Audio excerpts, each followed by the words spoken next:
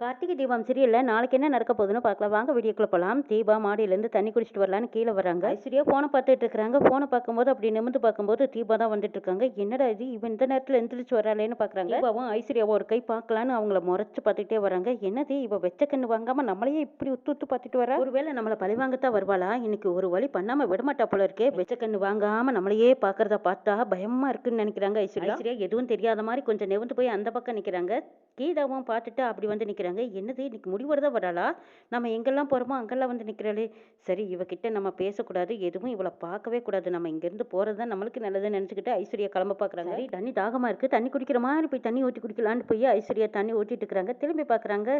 கீதா முறைச்சு பார்த்துக்கிட்டு நிற்கிறத பார்த்துட்டு, என்ன தீபா இது, ஏன் நான் போன பக்கமெல்லாம் பின்னாடியே வந்துட்டு இருக்கிறேன், என்ன நினச்சிட்டு இருக்கிறேன், ஏன் என்ன இப்படி முறைச்சு பார்க்குறேன்னு கேட்குறாங்க ஐஸ்வர்யா. ஏன் அப்படி பார்க்குறேன், உனக்கு என்னாலும் வேணுமா, கேளு நான் தரேங்கிறாங்க ஐஸ்வர்யா. ஆமாம், எனக்கு வேணும், உன்னோட உயிர் தான் வேணும், தரையான்னு கேட்குறாங்க கீதா. திரும்பவும் என்ன கேட்டேன்னு கேட்குறாங்க. உன்னோட உயிர் தான் வேணும், தருவியான்னு கேட்குறாங்க.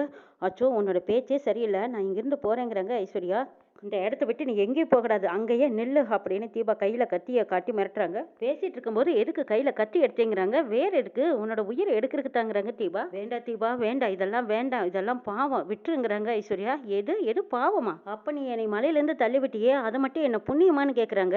ஏதோ ஒரு குட்டா ஒரு ரீல் விடுறாங்க, அதையும் நம்பிக்கிட்ட ஐஸ்வர்யா. ஐயோ, என்னது, நானும் உன்னை மலையிலேருந்து தள்ளி விட்டேன்? அப்படியெல்லாம் எதுவும் இல்லை, நீ தப்பா நினச்சிட்டு இருக்கிற, நான் அப்படியெல்லாம் பண்ணவே இல்லைங்கிறாங்க ஐஸ்வர்யா. நடிக்காதடி, நீ தான் பின்னாடி வந்து என்னை தள்ளி விட்ட, எனக்கு நல்லாவே தெரியும். நான் திரும்பவும் உயிர் பழச்சு வருவேன்னு நீ நினைச்சு கூட பார்க்கல. வேண்டாம் தீபா, விட்டுரு, நான் தெரியாம செஞ்சுட்டேன், ஏதோ தப்பு பண்ணிட்டேன், என்ன மன்னிச்சிடு, என்னை விட்டுரு விட்டுருன்னு கெஞ்சுறாங்க ஐஸ்வர்யா.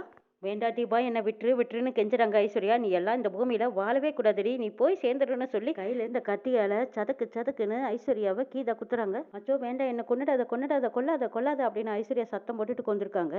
அருண் எழுந்திரிச்சு பாக்குறாங்க. என்னது, இவ்வளோ யார் கொல்ல வரா அப்படின்னு சொல்லிட்டு, ஏ ஐசு என்னாச்சு உனக்கு, ஊன்னு கத்திக்கிட்டு கொண்டிருக்காங்க. ஏ ஐசு உனக்கு என்னாச்சுங்கிறாங்க.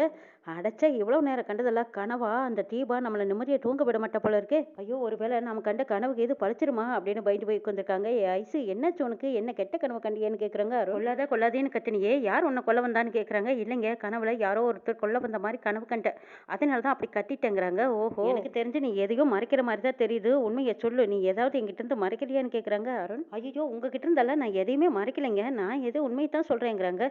சரி சரி, அப்படியா, அப்படின்னா நீ போய் தண்ணி குடிச்சிட்டு வந்து படு அப்படிங்கிறாங்க அருண். சரிங்கிறாங்க ஐஸ்வர்யா. வாட்டர் கேன் எடுத்து பார்க்குறாங்க. அச்சா, இந்த நேரம் பார்த்து தண்ணி வேற இல்லையே, சரி போய் தண்ணி எடுத்துட்டு வரலான்ட்டு ஐஸ்வர்யா வாட்டர் பாட்டில் எடுத்துட்டு கீழே வராங்க. தீபாவும் படுத்து படுத்து பார்க்குறாங்க. என்னது இந்த நேரத்தில் இப்படி பசிக்குதே, ஒரு நாள் கூட இப்படி நைட்டில் பசிக்காதே. சரி, கிச்சனில் போய் பார்க்கலாம், ஏதாவது இருந்தால் சாப்பிடலாம் அப்படின்ட்டு தீபாவும் மாடி விட்டு கீழே போகிறாங்க. கிச்சனுக்கு போகிறாங்க. ஒரு ஆப்பிள் எடுக்கிறாங்க. ஆப்பிள் அறியணுமே, அதுக்கு கத்தியை தேடுறாங்க. கத்தியும் இருக்குது, கத்தியும் கையுமா நிற்கிறாங்க தீபா. ஐஸ்வர்யா வந்ததும் ஃப்ரிட்ஜை நிற்கிறாங்க, தண்ணி எடுக்கிறாங்க. தண்ணி குடிச்சிட்டு இருக்கும்போது, என்னம்மா தாகமாக இருக்கா, தண்ணி குடிக்கிறியான்னு கேட்குறாங்க கீதா.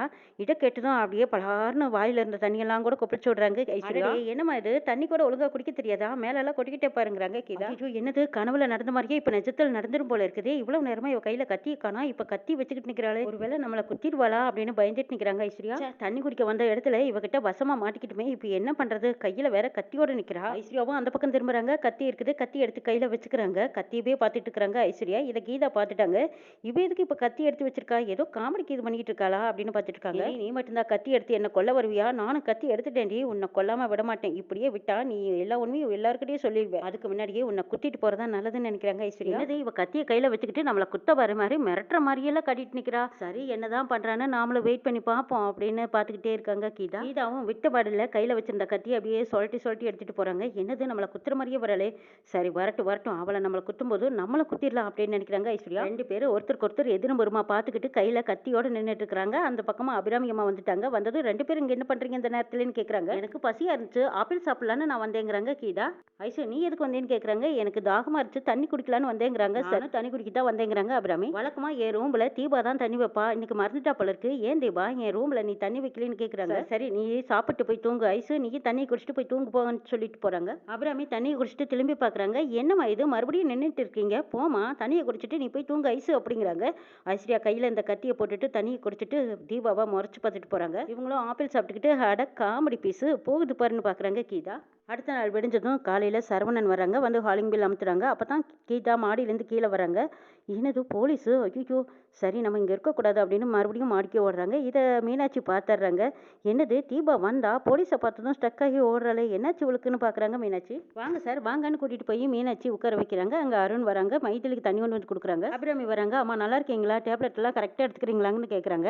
அதெல்லாம் கரெக்டாக எடுத்துக்கிறேன், அதனால தானே இப்போ இந்த அளவுக்கு நல்லாகி வந்திருக்கேங்கிறாங்க. ஆமாம் அவன் மறந்தாலும் நாங்கள் எல்லாரும் இத்தனை பேர் இருக்கோமல்ல, நாங்கள் எல்லாரும் கரெக்ட் டைமுக்கு டேப்லெட் கொடுத்துருவாங்கிறாங்க அருணாச்சலம். ஆமாங்க அப்படி தான் இருக்கணும் அப்படின்னு சொல்லிட்டு இருக்கும்போது அப்போ கார்த்தி வர்றாங்க. வாங்க கார்த்தி, எனக்கு ஃபோன் பண்ணியிருந்தீங்க, என்ன விஷயம்னு கேட்குறாங்க சரவணன். தீபா வீட்டுக்கு வந்துட்டாங்க சார், முக்கியமான விஷயம், இதை சொல்கிறதுக்கு தான் நான் கூப்பிட்டேங்கிறாங்க. இது அப்படியா, தீபா வந்துட்டாங்களான்னு கேட்குறாங்க சரவணன். எப்படி கார்த்தி அவ்வளோ பெரிய மலையிலேருந்து எப்படி எஸ்கேப் ஆனாங்கன்னு கேட்குறாங்க. ஆமாம் இன்ஸ்பெக்டர், இது எல்லாமே கடவுளோட அருள் தான், அவள் கும்பிடுற முருகன் தான் அவளை காப்பாற்றிருக்காங்கன்னு சொல்கிறாங்க அபிராமி. ஐஸ்வர்யாவுக்கு அப்படியே தூக்கி வாரி போடுது, திக்கு திக்கு திக்குன்னு இருக்குது. ஐயோ எங்கே நம்மளை பற்றி காட்டி கொடுத்துருப்பாளோ, வசமாக மாட்டிக்க ஓட்டுமோ, மறுபடியும் நம்ம போய் ஜெயில் கம்பி கீது என்ன வேண்டியது வந்துருமோன்னு பயந்துக்கு வந்திருக்காங்க சார். தீபாவுக்கு எதுவும் ஆயிடக்கூடாதுன்னு தான் நாங்கள் குலதெய்வத்துக்கு காசு முடிஞ்சு வச்சவங்கிறாங்க மீனாட்சி. நீங்கள் உங்கள் நம்பிக்கையை சொல்கிறீங்க, ஆனால் எங்களை பொறுத்த வரைக்கும் இதையெல்லாம் பார்த்து நம்ப முடியாத அளவுக்கு இருக்குதுங்கிறாங்க இன்ஸ்பெக்டர். ஆமாம் சில சமயம் அற்புதங்களை எல்லாம் நம்ம நம்பவே முடியாது காட்டி, நம்ம ப்ராக்டிக்கலாக பேசுறது ரொம்ப நல்லது. தீபா மலையிலேருந்து விழுந்திருக்காங்க, 2 பேர் கடத்திட்டு போயிருக்காங்க, சந்தேகத்துக்கு இடமான ஒரு சூழ்நிலை நடந்திருக்கு, அதனால அங்கே என்னதான் நடந்ததுன்னு நான் தெரிஞ்சுக்கணுங்கிறாங்க இன்ஸ்பெக்டர். புரியுது சார், நீங்கள் சொல்கிறதெல்லாம் புரியுது. என்னதான் நடந்ததுன்னு இன்னும் இது வரைக்கும் என்னால் தெரிஞ்சுக்க முடியலைங்கிறாங்க கார்த்தி. அப்போ நீங்கள் தீபா கிட்ட இது வரைக்கும் எதுவுமே கேட்கலையேன்னு கேட்குறாங்க இன்ஸ்பெக்டர். நானும் கேட்டேன் சார், அடிபட்டதில் எல்லாமே மறந்துட்டேன்னு சொல்கிறாங்க, இதுக்கு மேலே நான் என்னத்தை கேட்கட்டுங்கிறாங்க. அப்பப்போ மயக்கம் வருதுன்னு வேற சொல்கிறாங்க, அதனால இதுக்கு மேலே நான் எதுவுமே கேட்கலைங்கிறாங்க. அதுக்கப்புறம் இதை பற்றி நான் தீபா கிட்ட பேசவே இல்லைங்கிறாங்க. சரி நான் தீபாவை பார்க்க முடியுமான்னு கேட்குறாங்க. பார்க்கலாம் அப்படின்னு சொல்லிட்டு மீனாட்சி தான் போய் கூட்டிகிட்டு வர சொல்கிறாங்க. மீனாட்சி போய் தீபாவுக்கு கூட்டிகிட்டு வராங்க. சார் நீங்கள் எதுவும் தீபா கிட்ட அதிகமாக கேள்வி கேட்காதீங்கன்னு சொல்கிறாங்க. அது எப்படி, அங்கே நடந்த விஷயம் அவங்களுக்கு தானே தெரியும், அவங்க கிட்ட தானே கேள்வி கேட்கணுங்கிறாங்க சரவணன். அவங்க ஏற்கனவே மென்டலி டிஸ்டர்பாக இருக்காங்க, அதனால அவங்க கிட்ட இப்போதைக்கு இதை பற்றி பேச வேண்டாங்கிறாங்க. சரி அவங்க வரட்டும், அதுக்கப்புறம் நான் பேசிக்கிறேங்கிறாங்க சரவணன். மீனாட்சி போய் கீதாவை கூட்டிகிட்டு வராங்க. கீதாவை எல்லாருமே தீபான்னு தான், என்ன தீபா என்னாச்சுன்னு கேட்குறாங்க. இப்போ நல்லா இருக்கீங்களாங்கிறாங்க. நான் நல்லா இருக்கேங்கிறாங்க. அங்கே என்ன நடந்தது சொல்லுங்கன்னு கேட்குறாங்க இன்ஸ்பெக்டர். கீதா எதுவும் பேசாமல் இருக்கிறத பார்த்துட்டு கார்த்திகிட்ட சொல்கிறாங்க இன்ஸ்பெக்டர். சரி தீபா கிட்ட ஒரு சின்ன என்கொயரி இருக்குது, நம்ம ஸ்டேஷனுக்கு கூட்டிகிட்டு வாங்க, அங்கே பேசிக்கலாம்னு சொல்லிட்டு கிளம்புறேன்னு கிளம்பி போகிறாங்க. சரவணன் இருக்கிற போலீஸ் ஸ்டேஷனுக்கு தான் அந்த பெங்களூர் இன்ஸ்பெக்டர் 2 பேரும் வந்து அட்ரஸை கேட்டுட்டு இருக்காங்க. எங்க கிட்ட இருந்து ஒரு பொண்ணு தப்பிச்சிட்டா, நாங்களும் எல்லா இடத்துலையும் முடிஞ்ச வரைக்கும் அவளை தேடி பார்த்து, அவளை தனியாக நாங்கள் தேடி படிக்கிறது கஷ்டம்னு தெரிஞ்சுதான் இப்போ தமிழ்நாடு போலீஸ் கிட்ட ஹெல்ப் கேட்கலான்னு வந்திருக்கோங்கிறாங்க. இதுதான் அக்யூஸ்டோட ஃபோட்டோ அட்ரஸ் இதில் இருக்குது, இது எல்லாம் பார்த்துட்டு நீங்களே எங்களுக்கு அவளை தேடி கண்டுபிடிக்கிறதுக்கு ஹெல்ப் பண்ணுங்கன்னு கேட்குறாங்க. ஸ்டேஷன் இன்ஸ்பெக்டர் வெளியில் போயிருக்காங்க, இப்போ கொஞ்சம் நேரத்துக்கு முன்னாடி இப்போ வந்துட்டு இருக்கிறதா சொல்லியிருக்காங்க. இப்போ வந்ததுக்கு அப்புறமா அவங்க கிட்டேயே இந்த அட்ரஸையும் ஃபோட்டோவையும் கொடுத்துருங்கன்னு சொல்கிறாங்க கான்ஸ்டபிள். கார்த்திக் கீதாவை வாங்க போலீஸ் ஸ்டேஷன் வரைக்கும் போயிட்டு வரலாங்கிறாங்க. அச்சோ நான்லாம் போலீஸ் ஸ்டேஷனுக்கு வரலைங்கிறாங்க கீதா. எங்க ஒரு என்கொயரிக்காக இன்ஸ்பெக்டர் வர சொல்லிட்டு தானே போனாங்க, நீங்கள் வாங்கங்கிறாங்க கார்த்தி. என்கொயரிக்கு கூப்பிட்டா வந்து தானே ஆகணும், நீங்கள் வரலன்னு மறுக்கிறீங்க, எதனாலேன்னு கேட்குறாங்க கார்த்தி. அதெல்லாம் சொல்ல முடியாதுங்க, அதான் நான் முதல்லயே ஏற்கனவே சொல்லியிருக்கேனே, இப்போ எல்லாத்துக்கும் ஏன் எதுக்குன்னு காரணம் கேட்டால் எப்படி அப்படிங்கிறாங்க. இங்கே பாருங்க கீதா, போலீஸ் என்கொயரிக்காக கூப்பிட்டுருக்காங்க, போய் பார்க்கலைன்னா அது தப்பாக போயிடுங்கிறாங்க. பாருங்க கார்த்தி, போலீஸ் ஸ்டேஷனுக்கெல்லாம் போயிட்டா சரி, உங்கள் ஒய்ஃப் தீபா கிடச்சிட்டாங்கல்ல, நீங்கள் ஹாப்பியாக தானே இருக்கீங்க, சரி நீங்கள் போங்கன்னு அனுப்பிச்செல்லாம் வைக்க மாட்டாங்க. கடத்திக்கிட்டு போன இடத்துல என்னாச்சு ஏதாச்சுன்னு என்னை பார்த்து 1008 கேள்வி கேட்பாங்க. என்கிட்ட கேள்வி கேட்கறது தாறு மாற பல கேள்விகள் கேட்பாங்க, என்னால் சமாளிக்க முடியாதுங்கிறாங்க. எங்க அவங்களோட சந்தேகம் எதுவோ அதை மட்டும் தானே கேட்க போகிறாங்க, இதுக்கே நீங்கள் பயந்து கிடக்குறீங்கன்னு சொல்கிறாங்க கார்த்தி. இங்கே பாருங்க கார்த்தி, உங்கள் ஒய்ஃபை பொறுத்த வரைக்கும் ஆள் மாறாட்டம் பண்ணியிருக்காங்க, ஆளை கடத்தியிருக்காங்க, ஒரு லேடியை கடத்திட்டு போய் அவங்க என்ன ஆனாங்கன்னே தெரியல, கொலையும் நடந்திருக்கு. போலீஸோட கேள்வியெல்லாம் எப்படி சாதாரணமாக இருக்கும், பயங்கரமாக தானே இருக்கும். அவங்க கேட்குற கேள்வியெல்லாம் கொஞ்சம் பயங்கரமாக தான் இருக்கும், இருந்தாலும் பரவாயில்ல எல்லாமே நான் பார்த்துக்கிறேன், நீங்கள் என் கூட மட்டும் வாங்கன்னு சொல்லி கூப்பிடுறாங்க கார்த்தி. அட என்னங்க நீங்கள் விருந்து கூப்பிட்ற மாதிரி சாதாரணமாக கூப்பிடுறீங்க,